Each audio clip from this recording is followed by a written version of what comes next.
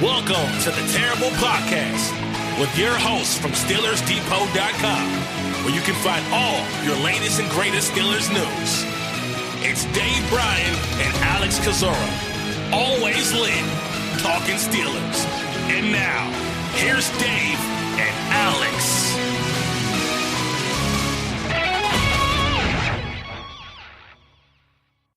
Welcome to the Terrible Podcast, Season 11, Episode 5. He's Dave Bryan. I'm Alex Kozora, SteelersDepot.com. Happy Tuesday to you, Steelers Nation. Dave, how you doing? I'm doing good. 5 weeks from yesterday is when we are scheduled to have our first Steelers game. It was kind of, I don't know about you, the reality on, Thursday, last Thursday. That would have been the Hall of Fame game. Obviously, it was scheduled to be the first of the Steelers' 5 preseason games this year. Obviously, none of that's going to happen. But I think the Steelers are doing a good job of trotting out some Zoom call, some players on Zoom, and that's keeping us busy right now.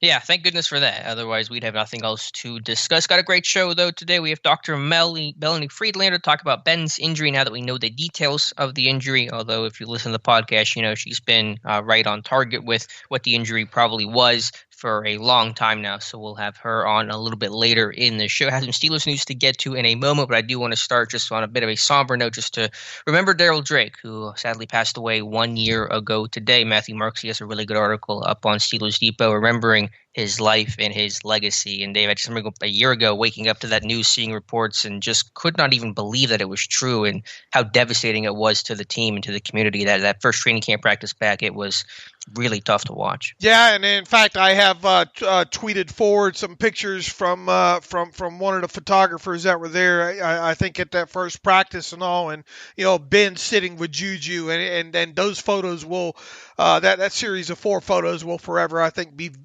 etched in my mind there.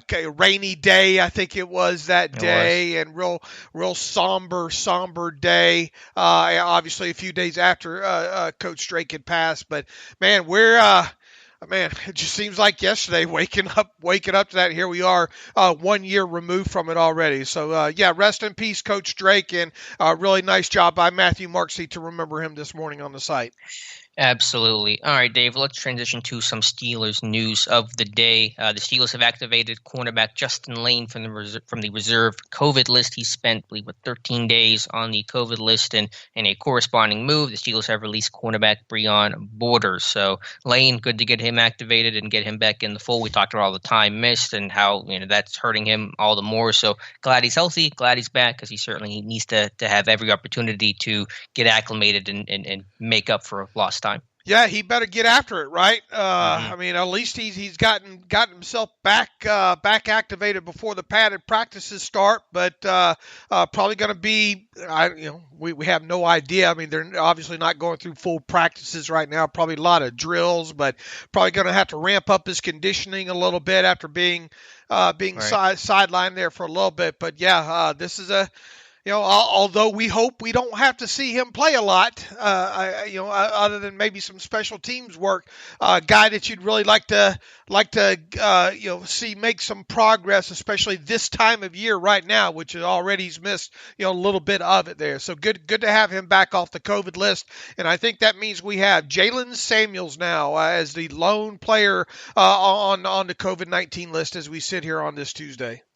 Yeah, and just to give you an idea, because I've been interested in tracking the length of time these players have been on the COVID list to try to get an idea of what it could look like during the season. And just to go through the 3 that have been activated, Arion Springs was on there for 8 days, James Washington only 5 days, Justin Layne 13 days, and Jalen Samuels is currently going on day number 9 as of today, the 11th. So I'm thinking at least a week for basically all these guys. I think it's probably going to be more realistic that 10 days is about the average stay for guys who end up on the COVID list, which obviously means you're very, very likely to miss at least the game unless there's a bye week or something in between there. But so 7 to 10 days seems to be the average stay for some of these players. All right, we'll keep watching it. Keep watching it. Hopefully no new names get added to that list. All right, Dave, where do we want to go from here? Do you want to talk about David DeCastro or your roster prediction, or what do you want to do here? Yeah, let's knock the DeCastro press conference out because he had a few interesting things to say. Yeah, kudos to DeCastro. He's certainly become much more talkative throughout his career because he's very, very quiet early in his playing days with Pittsburgh. And he had a lot to say. I'm not even sure where I want to start there with that. Talk about the moving Matt Feiler to left guard and basically just say he thinks Feiler's going to do a really good job. He's got a little bit bigger, a little bit stockier, although Feiler's a pretty big, strong dude. I don't know how much he really had to change to transition to left guard, but was very confident in like the team, like I am, for whatever that's worth, in Feiler's potential full-time transition to left guard. Yeah, he says, I think he'll be pretty solid. And he goes on to say, I see Matt as the question came out of, what kind of advice would you give Matt Feiler on making the move from tackle to guard? And he says, I see Matt as a pretty veteran guy. I don't think he needs any tips. I think he's played all around, bounced around. I'm going to miss him at right tackle. I had a really good time playing with him last year, but I think it's obviously best for the group for him to be left guard, and it's a good choice. And I think he'll be pretty solid. He's a tremendous player. He's built for it. He looks in great shape to play guard. He looks even stockier and more anchorish. That sounds like a word I'd make up. More anchorish than before, so he's ready to go. DeCastro was asked, so is being stockier and anchorish really that important when it comes to making a move from tackle to guard? He says, yeah, for sure. You got to sacrifice a little, bulk up a little bit. You want some bigger guys, maybe not as necessarily as athletic and quick, because there's some big, strong freaks in the middle. And Feiler obviously got to go against one of those big, strong freaks in the middle last year when he played against the Rams and Aaron Donald there. And I thought overall, look, I mean, it wasn't a perfect performance, I don't think by any means, but I thought he represented himself well, especially for I guess technically his first NFL start as a guard, represented himself well. He knows what to expect. I think at that time, I vividly remember writing about it. The writing from that point on, the fact that he was the guy chosen over B.J. Finney was a pretty good sign that B.J. Finney probably wasn't going to be retained during the offseason as an unrestricted free agent. Probably a pretty good sign that Ramon Foster, one way or the other, either retired or be cut, wouldn't be back in 2020 as well. And here we are. And I think Mike Tomlin several weeks ago put it to bed that Matt, despite this team signing Stephon Wisniewski during the offseason, that Matt Feiler was going to be the guy first man up, if you will, to get snaps at the position, and really barring anything really major happening right now, Matt Feiler is going to be your starting week one left guard. He is. That's been my expectation for a while now. And again, unless a core four or banner fall in their face or there's injury or illness, Feiler's going to be the left guard. Yeah, the Steelers certainly love their guards to be big and strong. I mean, Ramon Foster, David DeCastro, now Matt Feiler. Something to be said for taking former tackles and moving them inside. Foster, a tackle at Tennessee. Feiler was a tackle coming out of Bloomsburg. DeCastro was not a tackle, but still a big dude. So they definitely like having that strength and that anchor. And it helps you in pass protection too, because obviously you can defend the bull rush a lot easier. And if you're just a big dude, that was the thing with Foster. It was just hard for pass rushers to get around Foster because he was just a big dude and just such a small amount of space to work with along interior defensive line, offensive line play. So I think Feiler will be very successful at left guard. And Feiler's really, if there was a weakness with him at tackle, it was probably mobility out to the edge, right? Kind of that kick slide, if you will, and it gets more athletic edge rushers. So putting them in the phone booth now, you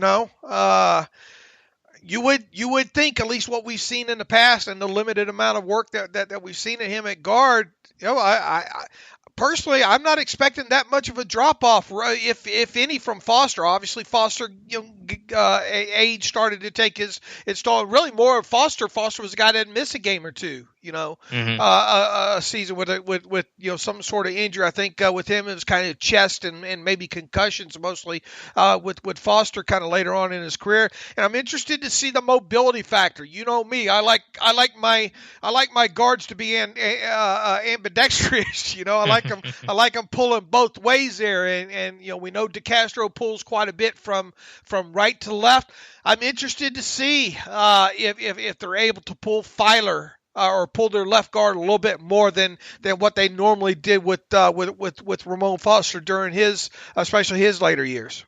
I think they'll be able to. I think they'll be more successful at it as well. Feiler's, not a tremendous athlete, but a good athlete. I think a better athlete than Ramon Foster. And yeah, I don't expect there to be any drop off. Honestly, I think looking at their careers at the same time, Foster last year compared to Feiler last year and this year, I think Feiler's probably going to be the better option at left guard. Not a big knock against Foster, but there was some decline in play. He was obviously well into his 30s, and Feiler's just rock solid. Again, a guy that you can just move around. They've moved around at will. Again, he barely played right tackle in camp last year. He was playing left guard because Banner and a core four were getting all the reps at right tackle to give those young guys some experience. So they just basically put him back at right tackle for the third preseason game for the week one opener, and away he went. And then shift to left guard midseason against the Rams, against one of the top pass rushing groups, because it wasn't just Donald, it was the whole group with Brockers and Matthews, and they move all those guys around. They're tough to deal with, and the dude plays really well. So just a guy that you can move around at will. He's just consistent, steady. Nothing seems to bother him. That's high praise for an offensive lineman. And there is a lot of money sitting out there, a lot of potential money sitting out there on the table. Obviously, going to make a nice sum of money, receiving the second round tender from the Steelers as a restricted free agent this past offseason. But there's even more out there. If this guy stays healthy for a large swath of games here and plays well at left guard, he's going to be an unrestricted free agent, after the season. And a lot of teams in the NFL could use some reliable left guards, and probably the ones that have the cap space won't mind spending on them. So big season on tap for Matt Feiler. Mm-hmm. And the transition, basically, DeCastro was talking about and acknowledging the elephant in the room about all the potential free agents in the room, whether that's Feiler, Banner, Villanueva. I think DeCastro mentioned specifically recognizing that Marquise Pouncey's getting older, DeCastro himself getting older as well. So the band's still mostly together, but not for a whole lot longer, I'm afraid. Better get your cameras out and take a picture of it because look, you already got changes this year, albeit not necessarily new faces. You got some, obviously you're going to have a new right tackle. One of the guys has been on the roster for a couple seasons here in Chukwuekorfor and Zach Banner, and obviously you have Feiler moving to left guard. So at least there's some level of continuity in guys knowing each other there. But man, you get past this season. We just talked about Matt Feiler. I know you're probably more optimistic about him possibly returning in 2021 than I am. I don't see a way to make it happen, especially if he plays well. Alejandro Villanueva, a guy that you and I talked a little bit more extensively about, I think last night on the YouTube live session that we did. This is a guy that, how old is Villanueva now? I believe he's about to turn 32. I believe. I can double check that. All right, and he's obviously got play in the final year of his current contract that he's pocketed quite a bit of money during that span. I would think that he's pretty smart with his money. Got a couple of USAA ads, I think, commercials that he does. Has an MBA already from Carnegie. This is a guy, and I think you put it perfectly, that's not defined by football. So is there look, he's going to be an unrestricted free agent after the season is over with. The Steelers obviously don't look like they're going to extend him between now and the start of the regular season. Him being a little bit older now, he might just say, hey, that's enough, especially if this team somehow finds a way to win the Super Bowl. I think that'd be a perfect capper to a reasonably short career, NFL career for Alejandro Villanueva there. So regardless, whichever way you want to slice it, Alex, I think this is the final year for Alejandro Villanueva in Pittsburgh. I think it's the final year for Matt Feiler in Pittsburgh, and we'll see what happens there. Your whoever is your right tackle might become your left tackle next year. You might have a rookie or a different player at right tackle next year, and then you might have a kid in Kevin Dotson take over at left guard. Yeah, it's certainly going to look a lot different. I'm with you on Villanueva. He is turning 32 in September, so about a month from now.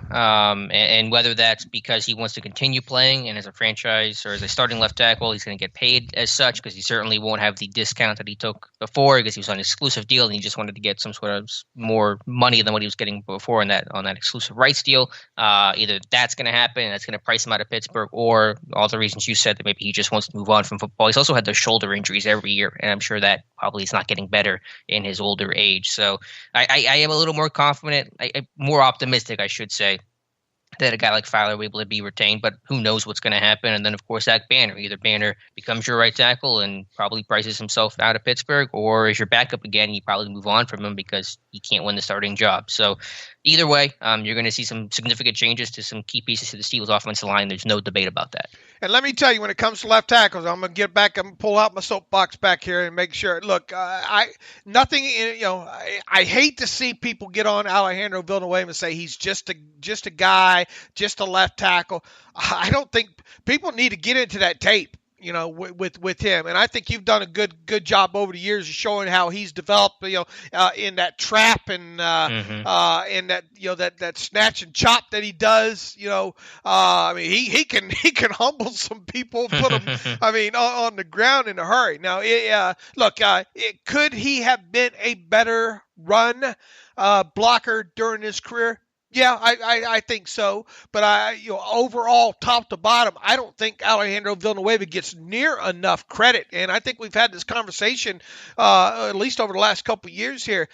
This guy's top 10 left tackle in the NFL right now. No two ways about it. And just look at his longevity in the Ironman streak that he has going right now. On top of that, feast your eyes on it, because we're probably not. I mean, it's just rare to kind of see that kind of stuff, especially when it comes to not only a lineman but left tackles in Pittsburgh here. This guy right now, I mean, you go back to several number of years, this is the best left tackle the Steelers have had in Pittsburgh, all due respect to guys like Max Starks and a few other guys that have manned the position there. This is the best left tackle the Steelers have had probably since Marvell Smith. And you have to go back and look at some of the film on Marvell Smith, but look, he wasn't near as healthy of a guy over a long span as Alejandro Villanueva is as well. So when this season gets started, marvel a little bit at Alejandro Villanueva. I hate to use the pun there, but this guy has been as solid as they come. And for him to be an undrafted free agent, former college really tight end, was a defensive lineman with the Philadelphia Eagles, looked like he was exiting football there after getting waived by them out of training camp. And kudos to Mike Munchak too for being able to mold him into the player he's become. So I'll now step off of this soapbox, but I just think Alejandro Villanueva should get a lot of credit, a lot more than he's been getting for the player that he's become and is. 74 straight starts for him. For Villanueva came in for Kevin Beach in midseason and has not missed hardly a snap, let alone a start since. Yeah, I agree. I think he's better than what people ding him for. 2.5 sacks he allowed last season, and yeah, Myles Garrett gives him fits. Myles Garrett gives everyone fits. I mean, that's why that dude got paid as much money as he did. And I like Villanueva had a much better start to last year because he had been notoriously a slow starter last year. Was better out of the gate. Yeah, run blocking is average at best, but this line was not built around run blocking and certainly not your left tackle. So they were built to pass protect, to keep number 7 upright. Villanueva's done a nice job of that. So here's my ideal.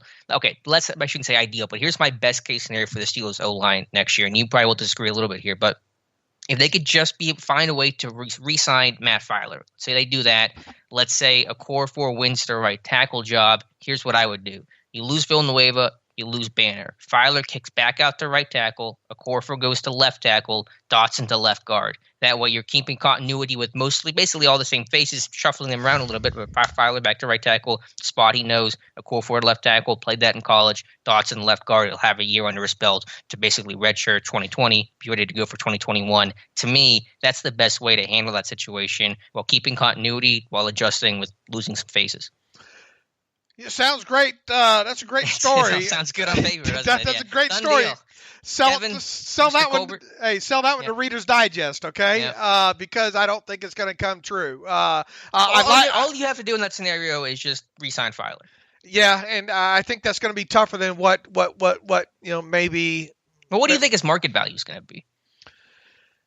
Man, hopefully it's $6-7 million at a minimum. Yeah, Ramon Foster, they always found a way to do Foster cheap. Always came in under what I thought it was going to be. Not saying it's going to be the exact same scenario for Feiler, but maybe they can get him because he's not a known guy. I don't know. I think I don't know how well the NFL market.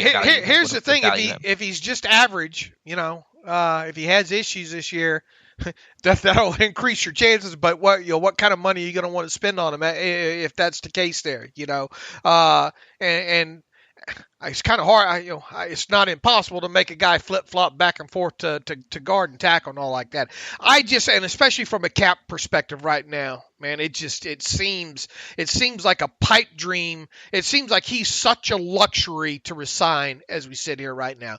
It's not impossible. Obviously, look, we don't even know what the cap number is going to be, and we're not going to know what the cap number is going to be. And it's one of those things that hopefully Matt Feiler's not worrying about what his future is past this season, so he can go out, relax, and play well there. But just from where I sit right now, I think it's going to be extremely challenging for them to just merely make some of the pieces work, and that includes a guy they haven't even extended yet in Cameron Hayward there. So I think it's going to be extremely tough. Once again, it's a great story. Sell it to Reader's Digest, but I don't think I can purchase it from you right just yet. I think People's Magazine is calling me right now, so Okay. maybe I'll sell it to them. No, I get it. I just feel like the NFL, his market isn't going to be that hot because he has been moved around so much, because he's not really a known guy. He's not been someone that's been starting for 5 years at one spot. So the fact that he's kind of been shifted from tackle to guard, moved all over the place, maybe that'll help. How old is he now? How old is Matt Feiler? I mean, he's not young. Obviously, he's been in the league for several years now. Let me try to look it up. He is 20. If my internet will load, it's been really slow lately. 28. Just turned 28 in July. Okay. So it'll be 29 by this time next year. So I don't know. I mean, if you can get him for like $5 million per year, I mean, again, I know the cap situation, even that feels daunting at this point. But if you could just keep Feiler, then I think you can make everything else work, at least in my Mayberry head I'm trying to dream up right now. At least we'll see what happens. Enjoy the line this year, though. That's kind of the point we're trying to make here, because it's going to be different next season. And I think at worst maybe. And look, we'll see what happens with Banner, and maybe if that guy just does not want to leave and would re-sign for cheap, that would give you kind of maybe a bridge at right tackle, maybe a draft of right tackle next year, and maybe left to right you're looking at Chooks, Dotson, Pouncey, DeCastro, and Banner to start things off, and then you have a draft pick kind of waiting in the wings there as well too. That's the way I foresee it going, and that's even if they're able to. Of all the offensive linemen, the best case to probably re-sign after the season, it might be Banner. Yeah. But that to me would kind of be the best case scenario in my head. Right. I mean, that's a good point. Where even if more realistic, I should say, not best. Sure. Right. Because even if you didn't re-sign Feiler, the other scenarios could still play out, where maybe a core four gets your right tackle job. He's now left tackle, Dotson out of left guard to replace Feiler, and now you just have to either maybe re-sign Banner on the cheap and then have a draft pick at right tackle. So that might be more. You're right. That's probably more certainly feasible cap-wise, because you're not really throwing any money at the situation.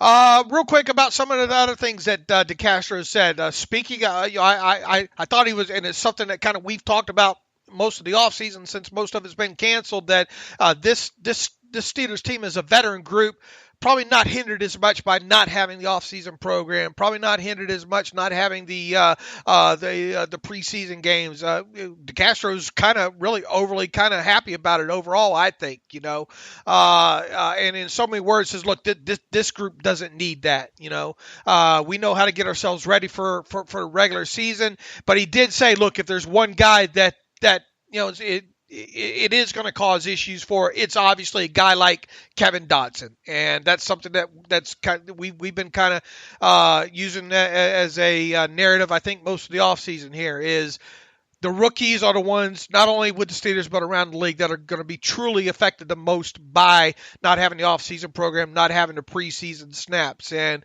DeCastro admitted that in so many words. His talk with the media, not surprising one bit there. Here's the thing, and I put this in the article yesterday on that, and I put it on Twitter also. If there is one kind of little saving grace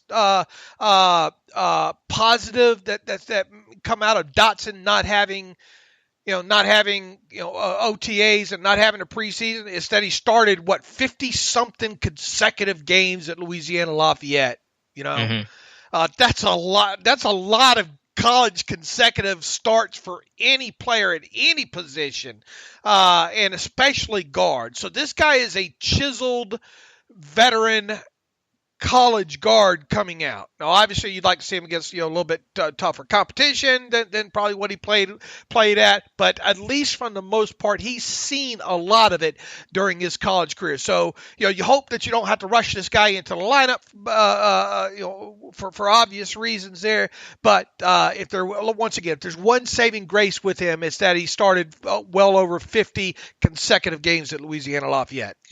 Yeah, certainly that experience is nice in the Steelers draft class, more so than other years. And Colbert really won't admit it, but I think that the lack of pro days and all that information played a factor in having a more senior laden class than other years. And Dotson certainly one of the more veteran guys of the group. I would say, to play devil's advocate at least, is that the negative to that experience, all being at right guard, is that you've built up those habits at right guard so much, and they're almost harder to break because, with your hand placement and your punch and your footwork and everything, because that's what you've done at right guard. So to unlearn all that and learn the opposite, in a way, could almost be more difficult because he's done it so much at right guard. But either way, experienced guy, treat this year as a red shirt, and he'll be ready for next season. Sure.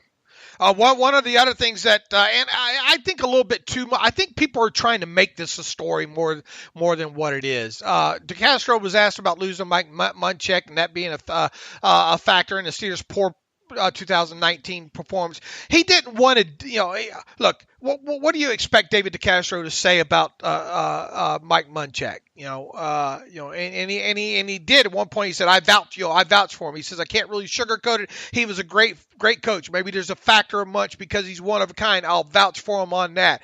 But later in the interview, especially when it came to the run game, DeCastro, and several times during his interview, he made it a point that, look, if you can't especially when it came to the run game, so if you can't pass, which the Steelers had problems getting teams to respect their passing game last season when Mason and especially Duck took over there. It's hard to run. Okay, so was there a Munch factor in designing run schemes and run games? Munchak was obviously played a part as run game coordinator, so to some degree they missed that. But I think in no uncertain terms, DeCastro tried to kind of politely put to bed that, look, great coach, but it wasn't as big a factor maybe as people were trying to make it out to be. But it was a factor. I think we can all acknowledge that losing an elite coach like Munchak, we can't talk about how great of a coach Munchak was and he is, and not say that losing him is a loss, because it was, and it was a factor. It right, may not be a small piece. And he vouched for it, but I just don't think it's, even to this day, and I got a lot of respect for Munchak, and if given the opportunity to have Munchak back on this team as the offensive line coach an hour from now, I'd take it. But I think a little bit too much is being put on. Now, yeah, they had the issues later on in the season. Could things like that maybe have been coached better? Absolutely. It could have. I'm not going to say that it was not any sort of a factor, but I think people are still, all this time later, are still trying to frame, especially when it came to the run game, not having Munchak there as being the reason why the Steelers could not run the football last year. Right. Yeah, no, I agree. Obviously, the conversation should not be centered around the loss of Munchak, because that is not the central, the key, the majority reason for why the line didn't play as well last year. And honestly, in the run game, there were some issues there, but I look at pass pro, and as you said, the way the year ended, the last 3-4 games of the season were the same, starting with the Bills game, were the same blitz schemes over and over, got to Pittsburgh, and they couldn't adjust. And again, quarterback play has a lot to do with that. If your quarterback can't change protections, call up blitzes, becomes a lot more difficult to navigate. But there were just no even week-to-week adjustments. And I vouch for Sean Surratt. We'll give him another year. I thought the first 3 quarters of the season were okay. The last quarter, though, was a mess, and that was a big disappointment where you really started to feel the loss of Munchak for not being able to adjust to some of those blitz schemes that were just hammering this team time and time again. And they're probably seeing those because teams figured out that they had problems passing. Right. Yeah, and they just see if they adjusted. The Steelers didn't adjust, so it kept coming. All right. Anything else that stuck out? I thought DeCastro was kind of sincere talking about Ben and he's happier, lighter on his feet, and not lighter by weight, lighter I guess in attitude, and obviously can tell that Ben missed being out there with the guys, being on the sideline, obviously not the same as that. And I thought he had a lot of great things to say about Ben. What else did DeCastro say that caught you? I think it was everything from DeCastro. But speaking of DeCastro and talking about Ben, I think Vance McDonald. Did we talk about McDonald on the last show?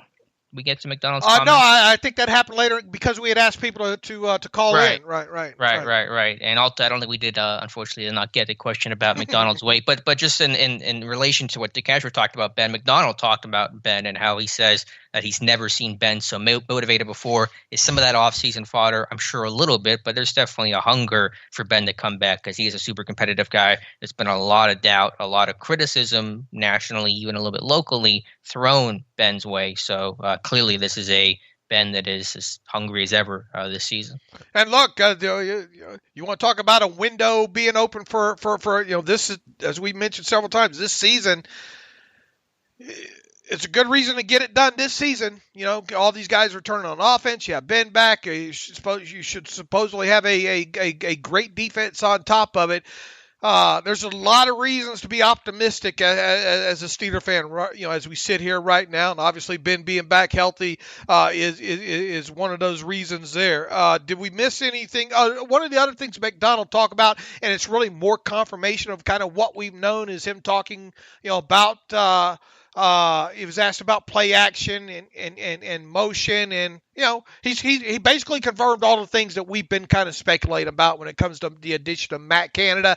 And I think people think that this means that we're going to see a totally new offense, and that's just not going to be the case. Will there be fingerprints of the hopefully more play action than we've seen the last couple 2-3 years? Yes. Will there be fingerprints of maybe pre-snap and continued motion than what we've seen over the years? Absolutely yes. But make no mistake about it, and also because of it being a truncated offseason here, we're going to see a lot of the same elements of the Randy Fichtner or really the offense. I call it the Roethlisberger Fichtner offense, because make no mistake, Ben's got a large say in it. Yep. There, and I think you're going to see a lot of what we saw last year or last couple of years with elements of this other added in with the motion and all like that. So, but I thought McDonald did a good job of kind of saying, look, and we had just talked about that too. Getting that one defensive player. If you can have that one defensive player, with that motion, thinking still at snap. Because of motion and stuff like that. I remember vividly talking about that last week and the impacts of using more pre-snap motion and continued motion. What a big element that is. And I forget the exact quote that McDonald used there, but he basically confirmed what we had talked about late last week. Let me give you an analogy that I'm working on off the top of my head right now, so hopefully it comes out okay. But I want Matt Canada to be the wind this year, Dave. You're not gonna get to see it, but you'll see the leaves blowing. You can kind of feel the effect of it in some other way. Where Canada is not the offensive coordinator. He's not the one driving the ship over here. It's Ben and then Fichtner. But if he can have just some sort of subtle influence that has some sort of effect on a couple aspects of this offense, that's good enough for me for this year. Is this the portion where I'm supposed to enter in the Titanic music as the background? If you could do that, I would appreciate it. You're getting good. You added that NFL Films music. How'd you like that? How about that on a moment's notice there? Right. Uncle Dave's getting pretty good at that. McDonald goes on to say, let's see, and it's been really neat to have Coach Matt Canada come in because I think the way the game is evolving, you see a lot of offenses now moving towards that, and by that meaning the motion and stuff. Man, if we can beat you pre-snap, why not? And so you see a lot of communication that's having to happen on the defensive side of the ball when one guy is not on the same page. Man, that's opportunity offense, McDonald said. And I think that's he must listen to the podcast. Yeah. If it's easier to win post snap if you can win pre snap. If you can do that, I mean, that makes your life a whole lot easier once you snap the football. So hopefully more motion gets incorporated in this offense. I think it'd be really useful because if you look at the most successful offenses in football, as we talked about last week, whether that's the Chiefs, the Ravens, the 49ers, all of those teams are heavily built around pre snap motion. Right. All right, Dave, that was everything, I think, from the media tour this week, from player interviews. And yeah, very appreciative of the team to have so many of those and have more guys be accessible this year. Dave, you did your roster prediction yesterday, which you're always smart. You wait for guys to get cut, signings to happen. Oh, yeah, you're trying to take away credit for I'm telling you, you're smart over here. I think this is nothing but high praise for Dave Bryan. There was no reason. Yeah, I'm playing Chinese checkers. That's a fun game. Boy, it's been years. I wouldn't even remember how to play that. When's the last time you played Chinese checkers? As a kid, I think I have. I just saw a game board I have downstairs buried in my basement somewhere. But yeah, I have not played that game in a long time. Come over, Dave. We'll play some Chinese checkers. Do you play chess? No, I play checkers. I'm good at checkers. I'll kick your butt at checkers. Okay. But chess, I got nothing for you there. I'm the same with chess. I'll crush you in some chess. All right, there you go. Let's see. Yeah, look. With this past week, obviously was scheduled to be the Steelers' first of 5 preseason games. It had been a while since I did a 53-man roster prediction, and obviously quite a bit has changed since that happened. In fact, I think the only one I had done previously was in May, obviously after the draft there. So it was time to do another one, and I wanted to wait to do it after they had gotten to an 80-man roster, which I felt was coming for a couple weeks there. So I have some significant a few changes on here. For starters, no changes at the quarterback position. The 3 I have there is Roethlisberger, Rudolph, and Paxton Lynch. Do I have a very good reason for keeping Lynch over a guy like Devlin Hodges? No, other than right now, because obviously not going to see either of these guys, but just the way I kind of formed that off the way that Kevin Colbert and Mike Tomlin have been talking about Lynch really since the end of last season there. So that's really all I got as a reason for keeping Lynch over Hodges. I think it obviously could go either way, and I think whoever loses that battle would be a prime candidate to be kind of a in the bubble fourth quarterback on a 16-man practice squad, and that's where I have Devlin Hodges landing. Running backs there, I shook it up a little bit. Since the addition of Wendell Smallwood, I think Wendell Smallwood's just a more complete all-around back, and than a guy like Jalen Samuels. So I have 4 running backs: James Conner, Benny Snell Jr., Anthony McFarland Jr., and Wendell Smallwood. I even think Wendell Smallwood's potentially a better special teams player than Jalen Samuels. Obviously, I think there's a possibility that could go either way with a guy like Smallwood or Samuels. And heck, even Kareth White Jr. I don't think is completely out of the picture there. But I have 4 running backs there with Smallwood being the 4th. Derek Watt at fullback. Wide receivers here's the question. Are they going to keep 5 or are they going to keep 6? I think that's the big question here. This time around, it's going to be extremely hard to do any kind of projection, I think, moving forward and not have Ryan Switzer on a 53-man roster. I think it's just time to accept that, right? Kind of thing. So I have Switzer being kept as a 5th. And I even have Deion Kane. I think his familiarity with him also will help his cause there. So I have them keeping 6 wide receivers with obviously Juju, Deontay Johnson, James Washington, Chase Claypool, Ryan Switzer, and Deion Kane being the 6. Tight ends, no surprise there. 3.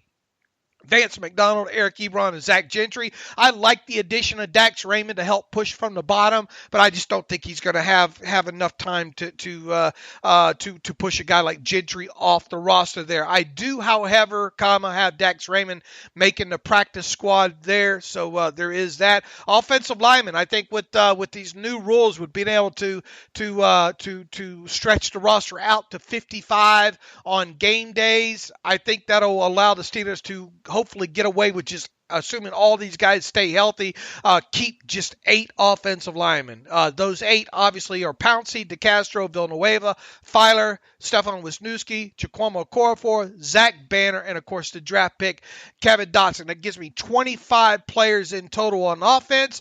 On defense, 6 defensive linemen with, once again, McCullers is the defensive. Boy, what a difference in size, and they really aggravate you the same level, right? Switzer and McCullers. But I don't know about you, where you're at now, Alex. I think I think it's going to be hard for Daniel McCullers to lose a job right now as that 6th defensive lineman. Yeah, I've been there for a while. I think these 6 are locked in. Maybe under a normal offseason circumstances, a guy like Davis or Savon Walker could have pushed, but young guys, no opportunity for those guys to show they're better than a veteran. What did you say on the live stream yesterday, Dave? Familiarity is kind of the mantra. Yeah, and I think that's something that we kind of should have accepted. Midway through this thing, once we find out that what wasn't going to be an OTA OTAs or anything like that. And now really it's much easier to say that now that you're not going to have preseason games. There's just not enough time, I don't think, or reps to go around for any of these younger kids to make any. These kids are going to need injuries to happen, plain and simple, and I think that's it. But those are my 6: Hayward, Tuitt, Alualu, Chris Wormley, Isaiah Buggs, and Daniel McCullers. Inside linebackers, have them keeping just 4, really, because who's the 5th? If you wanted to keep a 5th right now, I guess it would be Leo Lewis is the remaining odd man out right now who remains on the 80-man roster, an undrafted free agent. Going to be kind of hard for him to make his mark. So the 4 that I have: Devin Bush, Vince Williams, Ulysses Gilbert III, Robert Spillane. Robert Spillane, obviously a core special teams member. It's going to be hard for him not to make it. I mean, you might as well pencil him or pin him in as a lock right now. Outside linebackers, being as I'm keeping 4 inside linebackers, I have him keeping 5. Bud Dupree, T.J. Watt, Ola Adeni, Tuzar Skipper, and obviously the draft pick Alex Highsmith. Really, James, what's his last name? Lockhart is really the only one you have outside linebacker outside of those 5.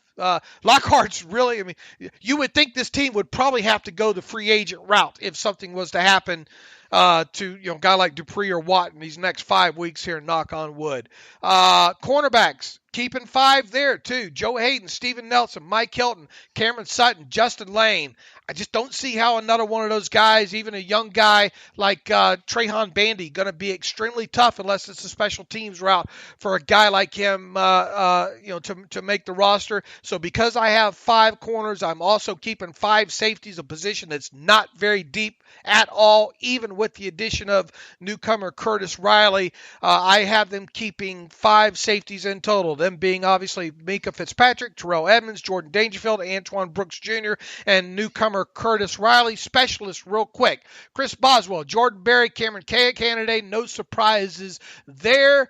Practice squad, I'll read off the names to you here: Devlin Hodges, Kareth White Jr., Amari Darbo. I have them keeping 2 wide receivers: Amari Darbo, Anthony Johnson, the kid out of Buffalo. Tight end Dax Raymond. Guard tackle Derwin Gray, J.C. Hassenhauer, center guard Jerron Jones, the undrafted free agent, big tackle. Punter Corliss Waitman. I like the idea you had about maybe keeping a kicker on practice squad because of COVID. Defensive practice squad players: Henry Mondo, Carlos Davis, the rookie, Leo Lewis, the backup inside linebacker, James Lockhart, the backup outside linebacker, Alexander Myers, the cornerback kind of carryover from last year, undrafted free agent, safety Marcus Allen, and cornerback Trahan Bandy. Quickly, Dave, before we talk to Dr. Mel here, what was the toughest decision you had to make on your 53-man roster? Probably the one you wrestled over the most. Probably keeping a 6th wide receiver. Okay. Let me ask you this: how was it easy to put Smallwood on that list over Samuels and White? Did you kind of wrestle with that? I didn't really wrestle with it. And there's some recency in there. There's a little bit of recency bias because I just got done watching a lot of his tape. So no, I didn't struggle with it. No. Okay. Yeah, I think we have similar rosters, only I think maybe a difference at running back, and that might be the only difference we have right now. So good roster prediction. Check it out on SteelersDepot.com. All right, Dave, let's talk to Dr. Melanie Friedlander to get her insight, I should say, on Ben Roethlisberger's injury.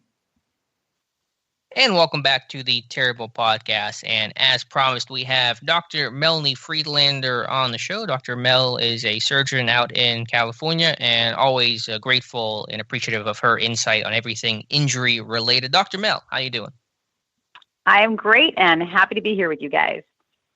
All right, Dave, I don't know if you had a question you wanted to start off with, but obviously the reason why we have you on is because we finally know the exact details of Ben Roethlisberger's injury, that he had 3 torn flexor tendons in his elbow, although we already knew that because that's what you said last time and you called it. So kudos to you. If you want to kind of take us through that more specifically about the nature of the injury and the healing of the injury and anything else you can offer, we would appreciate it.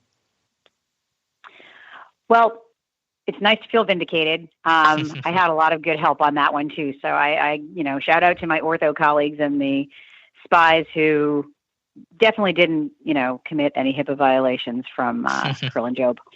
But so what we know now is that Ben had 3 flexor tendon tears on his right arm, his throwing arm.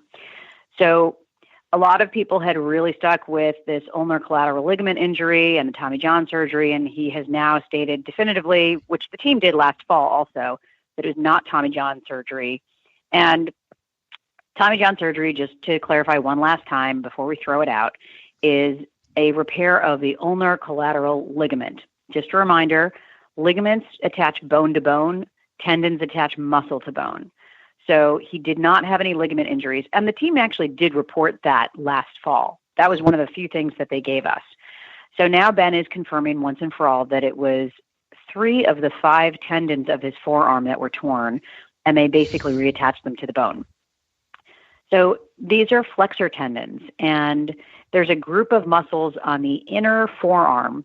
There's a group of flexors called the flexor carpi radialis, the palmaris longus, and also the flexor carpiornalis. And these are all muscles that help bring the forearm in towards the upper arm when the arm flexes. So it's bringing the ball back in before he throws it. That is where these muscles become so important. So it's tricky when muscles tear, because if you think about sewing muscle fibers, they just shred even more as you're sewing them. And I think that's one of the things that differentiates the injury that Ben had from the injury that Terry Bradshaw had. His injury was described as micro tears of the muscle in addition to tendon tears. And with Ben, it sounds like it really was that the tendon tore off the bone in his elbow. And so what the orthopedic surgeon does at that point is they go in and they use very strong sutures to reattach the tendons to the bone. Often they'll have to drill small holes in the bone to pull the sutures through the bone and anchor it. So the good news for Ben is that once those tendons scar to the bone, the potential for full recovery is fantastic.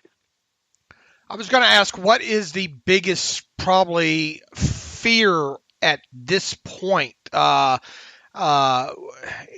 Maybe with a re-injury or something along. What is the biggest fear he would have? Assuming he didn't stress this thing too early, which it seems like. And look, I think it worked out probably better for him that no OTAs and he, even though he was working out with the teammates and all like that, and obviously probably not under supervision in those on the field kind of workouts there. But overall, what would be kind of the biggest fear with him? And if I'm understanding you correctly, his injury was probably a more favorable one than what Bradshaw had.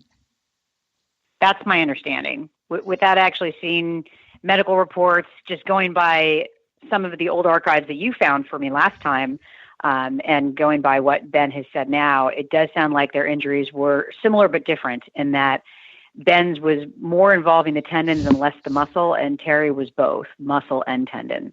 And, it's interesting going back and looking at that game against the Jets where Bradshaw, threw a touchdown and then went out with an injury. It sounds like he actually hit his elbow on a player's helmet. So I don't know if it was truly re-exacerbation of the injury alone, or if it was also a new injury. Hard to tell. The challenge with Ben is the potential for re-rupture, meaning can the tendons tear off of the bone again? He commented in his interview the other day that there haven't really been any quarterbacks that underwent the surgery that he had. And as far as I can tell, that's true. You know, I've done a little searching on the internet myself. So it's hard to predict for his specific surgery, but in general, the rupture rate the re-rupture rate for forearm tendon repairs involving flexor muscles can be as high as 11%. So that's the big concern. Although you can look at that conversely and say 89% his arm stays repaired and he doesn't have any issues. That's a number I feel pretty good with. Does that number increase over time, a year from now, or is that just kind of a flat number? No, that's actually looking at long-term follow-up. Okay. Let me ask you two questions, and again, I don't know if these are intelligent questions or not, but as Ben said, and as you mentioned, Dr. Mel, this is an injury that not a lot of quarterbacks have had. Is there any reason why this seems like such an uncommon injury? Because you think for quarterbacks, you know, pitcher, Tommy John torn UCLs, unfortunate as they are, they're pretty common. Is there any particular reason why this is such a rare injury to have occur? That's a great question, and I have absolutely no idea. This is actually an injury where you think it actually might be more common with the amount of overuse the arm gets. I mean, but it's interesting in that overuse injuries tend to involve ligaments more than tendons. And so you hear a lot about tennis elbow, you hear about golfer's elbow, which are lateral and medial epicondylitis, where you get inflammation of the place where the ligament attaches. And so it seems like the ligaments do tend to take more of the strain than the muscle tendons do. And I'm sure an orthopedic surgeon could answer that more eloquently, but overuse injuries tend to impact ligaments more than tendons. Mm-hmm. And in terms of quarterbacks who have had injuries similar to this, we talked about Terry Bradshaw. We know Joe Montana also had a similar type injury back in the 90s, and he said the big thing for him was some nerve damage recovering from that. Is there any risk or chance of that happening with Ben and nerve damage? It doesn't sound like it. I mean, he talked about having pain that went down his arm, and there was a lot of speculation about which nerve group that could be. It might have been the median nerve, which runs underneath the flexor muscles, but it could have just been referred pain down the muscles. It sounds like he's pain-free at this point, and so it doesn't seem like any long-term nerve injury is an issue. Okay. You know, going back to what Kevin Colbert said about all this through a few times throughout the offseason, they're saying maybe his arm's even better. Are you buying any of that still? I mean, are you buying what Colbert has said about the potential of him maybe even having a better arm coming out of this? I'm totally buying that. Basically, it sounds like this has been a problem for Ben for a while, where he probably hasn't had full thickness tears of the tendons, but he's had damage and tears of the tendons. And it sounds like they were treating this in appropriate ways, non-operatively, with cortisone injections and other types of physical therapy type treatments. And that can get you through the season, but it's still going to be a lingering pain. Now, I think anybody who's watched Ben for, 18 seasons now? I've lost count. 16. Knows that he can tolerate pain. I mean, we've seen him play through ridiculous injuries, and so we know his pain tolerance is high. So does that affect him in his ability to pump fake and scramble and toss the ball down the field? No, it doesn't. It doesn't necessarily impact his ability to tolerate the pain, but it may have been impacting his arm ability all along to some smaller degree. And, we've seen some accuracy issues in the last couple of years, and maybe that was contributing to that. Especially on the deep ball, I think if you go back first part of 2018 there, the deep ball, the accuracy just wasn't there. It took them. It seemed like it took them half a season to quote unquote get the Wi-Fi connected there. So really, overall, kind of what where are you now? You've obviously seen the clips of him throwing since camp got underway and all. I mean, I would think that you're thinking that this potentially could be the best Ben Roethlisberger we've seen in quite a while. I'm all in on Ben. We're winning the Super Bowl this year. All right, easy. No, that's the short answer, and that's. You gotta get these listeners to climax too soon here. Now, come on. All right. Let me give you a little gradual build up then instead. I am really confident in Ben's arm, and again, right now what we're seeing is some nice little tossing sessions. That we're not seeing him under pressure. We're not seeing him even playing 7-on-7 right now. So it's fun to see these clips that the Steelers are posting, and that long pass to Switz in the end zone the other day was just beautiful. So you see that and you think he's 100%. Obviously we don't know. And then there's always the fact that he had an entire season off and he's got to get into game shape. But game shape for a quarterback is not as big a challenge as it is for a running back or a wide receiver.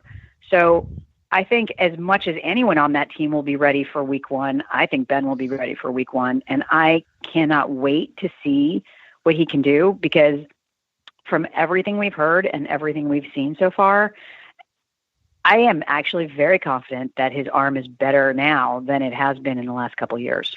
And, and technically by the time this Monday night, this first game rolls around, it's going to be almost a full calendar year since he's had to take any abuse on that body, too. So I think that's something else that Kevin Colbert hit on is, look, he's had a year from not having to get banged around. I mean, if there was any bumps or bruises or scrapes or nicks or whatever, he's probably feeling pretty damn good all throughout his body right now.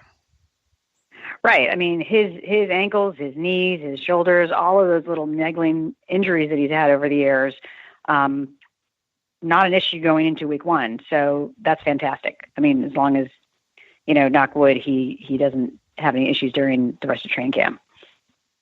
All right. Any final thought before we have it's become, I don't know if we have any rash questions in here. I think we have everything else but those, and full disclosure, the rash question's mine, but no. Maybe we should take that one offline, but we'll see. No, in all seriousness, we wanted to kind of take this opportunity, having you on, have had you on so often over the years, I thought it'd be good this time of year to maybe open it up to maybe some other questions that listeners have had. Obviously, you're a huge hit on Twitter and you're a huge hit with our listeners. So if you don't mind, Dr. Mel, would like to roll through several questions here for you. Absolutely. All right, this one's from Michael Wu. He says, hi, Dave, Alex, and Dr. Mel. Is it fair to say Ben's elbow is good as new, or at least how it was pre-injury, or will he always notice some effects or limitations? And part 2 is Ben's talked about wanting to play a few more years. Do you have any concerns about it wearing out down the line? So I think we touched a little bit on the first half, which is, how is his arm compared to prior years? And I think with the fact that he's had this, what appears to have been a nagging injury for the last couple of years, finally declaring itself as a full thickness tendon tear and finally getting repaired, I'm not going to say Ben has a bionic arm, but I do think that this will probably reset the clock for him to a few years back and where he was. And I'm very optimistic that he will be throwing well and he will be throwing pain-free. As far as how much time does he have, it's interesting. When he signed his last contract, I think we all expected that, once the O-line finished up their contract and he finished up his 3-year contract extension, then that would be the end and he would ride off into the sunset. But I think that this injury has really shown him that he wants to play more, and as long as he feels good, he's going to. I mean, the comment that he made the other day about Lombardi's plural tells us he's still chasing Terry's record. And I think that we could see him playing more than just another 1 or 2 years. I agree with you based on kind of the way he left that hanging out there like that, especially if he doesn't have any issues this season. And, knock on wood, hopefully it ends in a third Lombardi for him. I really think there's a good chance he does sign an extension now during the offseason. And probably about 8 months ago, I wouldn't have really thought that. So, okay, we'll move forward. Richard Jameson for Dr. Mel. Given how injuries have persistently dogged some players like Stephon Tuitt and Bud Dupree, is there truth to certain players being injury plagued, or is it is that just coincidence? So I think we've talked about this on the podcast or on your website a couple of times. I don't believe there is such a thing as injury prone or injury plagued. And, I think a lot of players get unfairly labeled with that just because they have bad luck. I mean, you look at James Conner last season. He came into the season in phenomenal shape. I mean, we all saw the workout videos from, prior to training camp last year, and he was in phenomenal shape and, just really unlucky. Running backs get hit. They get taken down. They get twisted. Unfortunately, the defense sometimes intentionally will twist an ankle here and there. And so they're going to be more inclined to get injured. So I think it's partly position-based. You're going to see offensive linemen with more upper body injuries, pectoralis, biceps, triceps, because that's the part of their body they're using most, and that's the part of their body that gets the most torque. You're probably going to see running backs and wide receivers with more ankle injuries and defensive backs as well. So I don't think the players are injury prone. I think some players are more physical. I also think you'll see a higher rate of soft tissue injuries in players who don't come into camp with the level of fitness they need. And we saw that with Lamar Woodley later in his career. When he was younger, he was unstoppable. And in his last year or two with the Steelers, hamstring injuries, other soft tissue injuries, muscle strains. And I think, unfortunately, that was probably, a lack of fitness in the off season.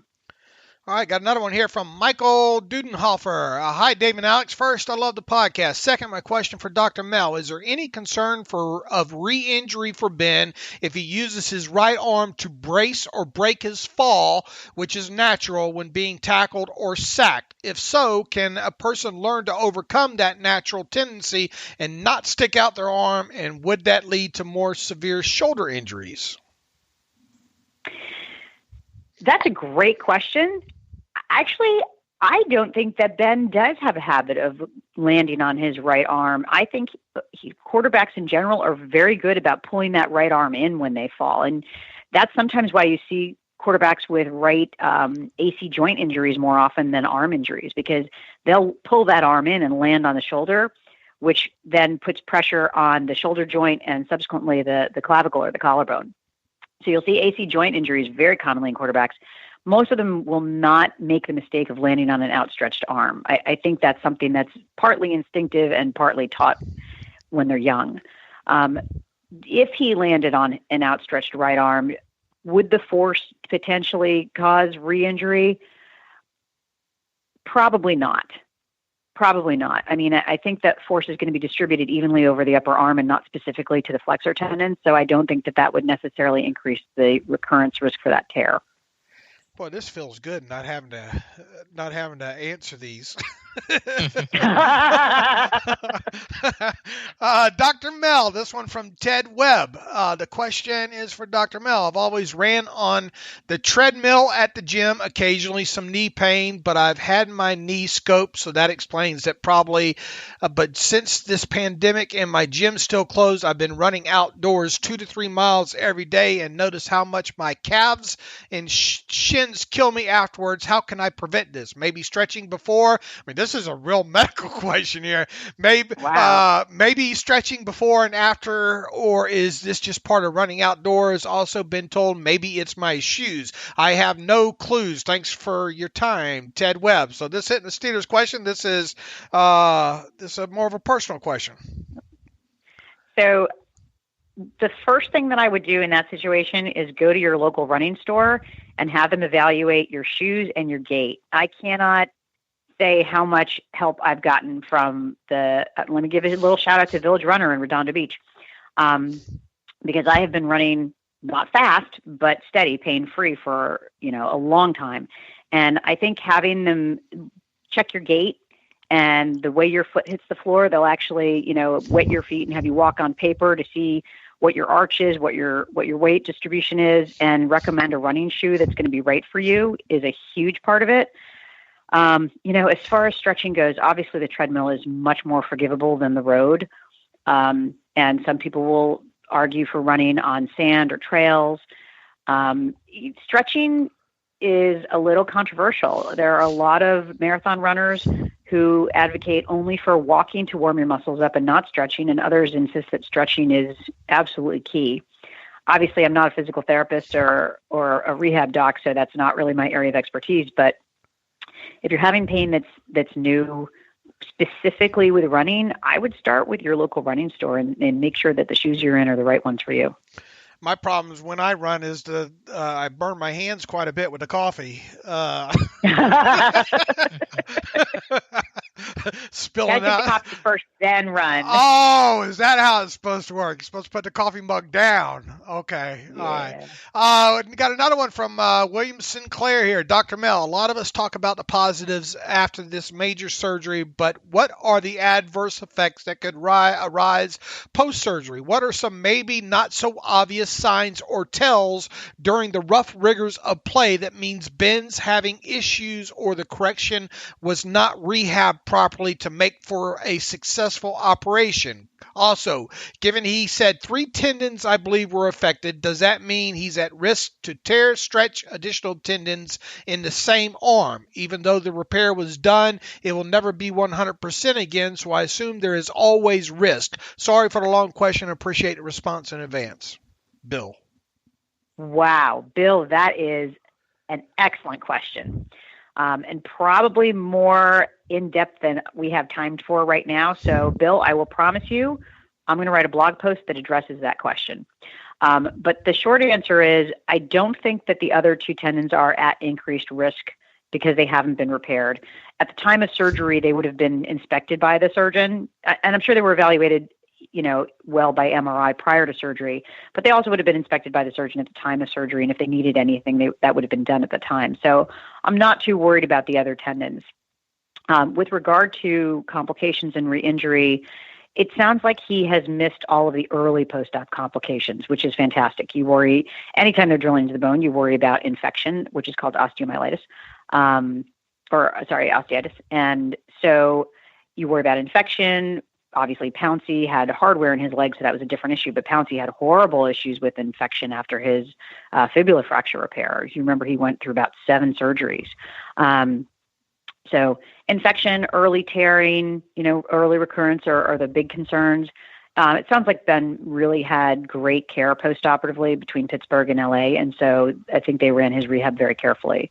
So he's missed all the early post-op complications, and it sounds like he's recovered well. So at this point, there is a risk of recurrent tendon rupture, and that would be a huge problem if it happens. I don't think there's a high chance of that. You got time for a couple more, Dr. Mel? Yeah, absolutely. All right. This one from Dan in South Dakota, longtime listener, first-time writer. Thanks for doing what you do. This may not be Dr. Mel especially, but when players talk about eating right and learning how to do that, what does that specifically mean? What are they eating and not eating? Wow, that's a great question. I would say that if you surveyed 100 NFL players, you would get at least 25 different theories in terms of what's good nutrition. These players really become their own experts in terms of nutrition and fitness. And I mean, you look at guys like James Harrison, even, Ryan Clark over the years. I mean, they were early adapters of acupuncture and all kinds of different fitness techniques. And I think where nutrition comes in, these guys really educate themselves. So I think a lot of it is getting the right calorie balance in terms of matching their intake for their output in the gym. I mean, they function at such a high level in terms of looking at, power output and wattage in the gym. And even when they're just lifting weights, knowing what their output's going to be, that they have to make up for that with recovery. They talk about electrolyte replacements. So absolutely not my area of expertise. But I'm sure that there is a lot of time and attention that the players put into that. So you see them go out to dinner and they eat these amazing steak dinners and, fancy bottles of wine. But I think on a day-to-day basis, they are very careful about what they put in their bodies. Okay, very good. Let's see if I've got one more in here. Let me do a search for my mailbox is full with questions for Dr. Mel today. Let's see. Here's one from Matt Palmer. Now that we know more about Ben's injury, is it fair to accurate to say that his arm post-surgery is now stronger and better than before, as we have heard claim? What is the likelihood of re-injury? I think I've kind of already hit on that one, but anything extra to add to it there? I would say better than it's been in the last 2 to 3 years, for sure. All right. Let's see if I've got any more here for you, Dr. Mel. I think that's got it here, Dr. Mel. Quite a few of them there, and we appreciate you taking time of that. Any kind of final thoughts on the Steelers as we get into the pretty soon the padded part of the practices coming, Dr. Mel? Obviously our focus is on Ben because he missed the season last year, had this injury, and it does seem like the fate of the team rides on his shoulders. But I'm sure you guys have talked about this a lot, but the one thing that I'm looking at is the defense was amazing last year, and they handed the game to the offense to close so many times, and the offense couldn't finish the job. With Ben under center and, a healthy backfield, a healthy wide receiver core, I cannot see how this team doesn't win the division. And I know that the Ravens are supposed to be so great, but, and year in and year out, they're an amazing challenge for the Steelers. But I just really like this team's chances this year. And, we didn't talk about COVID. We're tired of talking about COVID. I really hope this NFL season goes. I feel like the NFL and the NFLPA have given us the best possible chance for that to happen. And I am cautiously optimistic that we're going to get a full NFL season. And honestly, I know I speak for all fans. I can't wait. I really can't wait for football.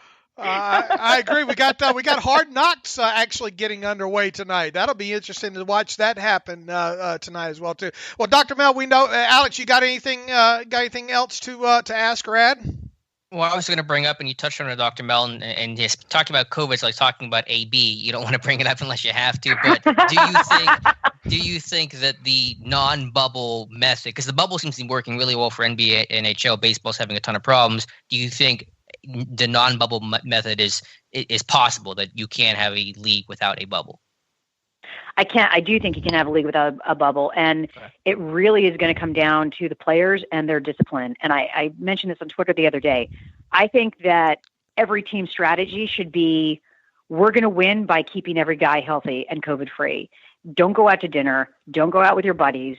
Don't go out anywhere. And you will stay healthy, and we will win this season, because that's going to be the difference. I don't think a bubble is possible when you have the size of the NFL roster and the entourage that goes with it. Mm-hmm. It's just impossible. Right. Kudos to the NHL, by the way. I think they've done 11,000 something tests and not one positive. Like, they're doing an amazing job. A bubble would not work for the NFL, but I do feel like the protocols they have in place should work. And I equate it to what we're doing at the hospital, because their protocols for their training camps and their training facilities is very similar to what we're doing in the hospital, albeit we're not testing ourselves regularly. And in the hospitals, we're staying healthy. I mean, not one surgeon in my OR has gotten sick at the hospital, not one anesthesiologist, not one circulating nurse, not one surgical tech. So if we can do it at the hospital just by washing our hands, wearing masks, social distancing, and not being stupid in our personal lives, the NFL players can do it too. And I really think it's going to come down to discipline. And if these players are serious and they eliminate the risk from their, from exposure outside of the training facility, then yes, I think we can have a full NFL season and a full playoff season. And it sounds like the players, for the most part, are very committed to that. I hope so. Dr. Mel, 30 minutes with Dr. Mel today. How about that? And wanted to make sure we got plenty of time for you to take the checkered flag and go around the track for your victory lap there. Great call all throughout this when it comes to Ben Roethlisberger. And we certainly, look, I am blessed. I have so many great people that contribute to the site, and you obviously are one of them, to be able to call on you and get your expert expertise in a lot of this when it comes to injury. Truly, truly grateful. And I know a large selection of our listeners really, really look forward to having you on. So we appreciate you spending 30 minutes of your Tuesday with us today, Dr. Mel. Oh my gosh, the pleasure is absolutely mine. As always, thank you so much for the opportunity, and thanks to your listeners for the awesome questions. It's always really fun. I really appreciate it. And as always, our big thanks to Dr. Melanie Friedlander. Terrific insight, answering your questions. I like the reader question aspect of that, Dave. I think we should do that more often.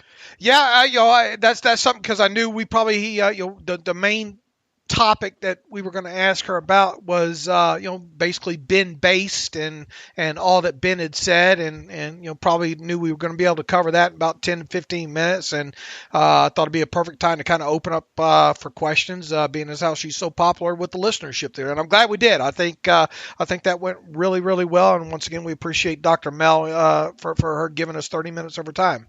Absolutely. I think the biggest takeaway I have from our conversation with her is talking about, the chances of re-injury, which is something I really hadn't considered, hadn't thought about it, because it's obviously not in my wheelhouse, but just talking about that 11% chance of re-injury. And you want to focus on, like she said, the 89% chance of him staying healthy. But I like to have that number out there to at least have a concrete figure of what Ben could be dealing with down the line. Absolutely. Good stuff as usual with her. Yep, definitely, Dave. All right. Do we have any other reader emails? Anything else you want to talk about on the show? Because I think we've covered everything that we wanted to touch on before talking with Dr. Mel. Yeah, I don't think there's really anything to get into here when it comes to emails. I think we put the call out for them to be Dr. Mel related, and boy, we sure did get them there. But I think we got something that we got asked, I think, on the live stream Monday night was about guys and going back and forth from the practice squad. Remember, they put in that rule in the new CBA that a player can go back and forth twice and without having to be exposed to waivers. So obviously, I think it's going to be interesting to see actually the minutia how this thing work. I would think somewhere on when it comes to the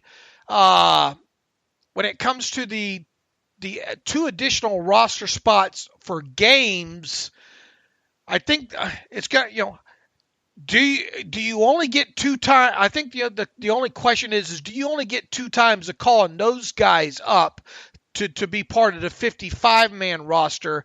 I would tend to think that no, that's a separate kind of move. Now, outside of that, if you needed to bring a guy up to, let's say, the 53-man roster prior, to replace a player, then I think that player can only go back and forth to the practice squad twice. Is that the way you were kind of reading that? It's just so confusing. There's so many layers to this thing. Let me back up. So you start the season with 53. If you're cut down to 53, you can go to 55 on game days.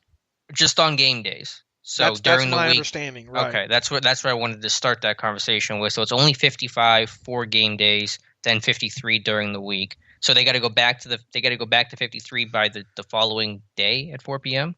That would be my understanding by Tuesday, because the work week in the NFL actually begins on Tuesday there. So that would be my understanding there. And those guys that are getting sent back down from 55 to 53 are or are not subject to waivers? I don't believe they are. It'd be interesting to see how they term that on the sheet or whatnot. If it's kind of just considered an activation, if they term it, now obviously they would have to be, those guys are going to get game checks, right? Sure. Yeah. So there would have to be some sort of activation to an active roster somehow. So those guys get regular 1/17 of what the normal minimum salary would be.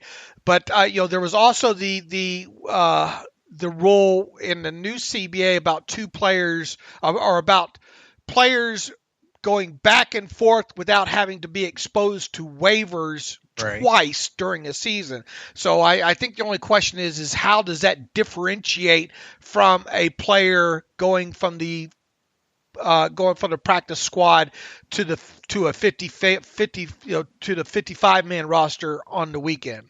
or on game day. I'm still confused by that. Still have to look into it. You have the whole new you CBA would plus think the pandemic. Right. You would think that you're not going to – it wouldn't – I mean, obviously, you wouldn't think that a team would only be able to send – say you had a guy you wanted to bounce back and forth an offensive lineman all season long to be one of those 2 extra players.